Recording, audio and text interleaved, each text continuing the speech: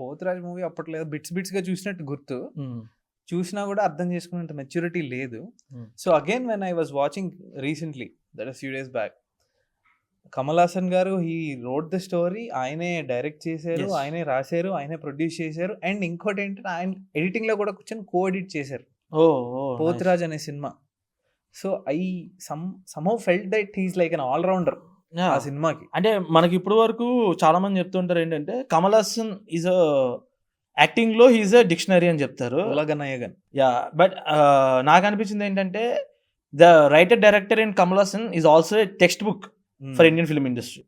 Because తను చాలా కొత్త టెక్నిక్స్ని, హాలీవుడ్లో ఉన్న కొన్ని స్క్రీన్ ప్లే వర్షన్స్ని ఇండియాకి అడాప్ట్ చేసిన వన్ ఆఫ్ ద రైటర్స్లో కమల్ హాసన్ గారు ఒకరు.